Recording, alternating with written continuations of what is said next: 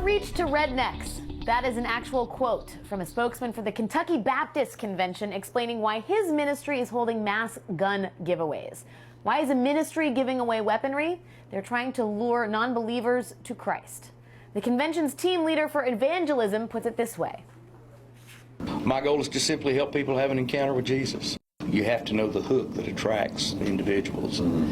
The number of unchurched men that will show up at an event will be in direct proportion to the number of guns you give away.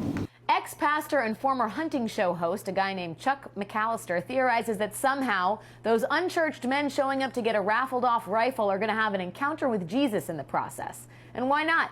The Kentucky Baptist Convention preaches to a different kind of Christian. And I don't know about you, but I think the government better get their hands off our guns. They don't have any right to get to us.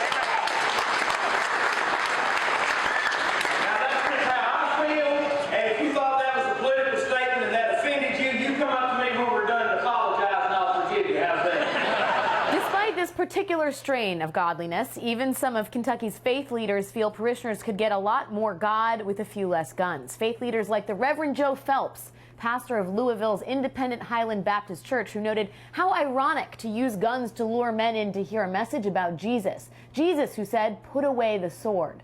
Calling the gun giveaways a travesty of Christ's message, former director of the Kentucky Council of Churches, Pastor Nancy Jo Kempner, added how terrible it would be if one of those guns given away to church were to cause the death of an innocent victim. A point of reflection that the Kentucky Baptist Convention may want to consider this week.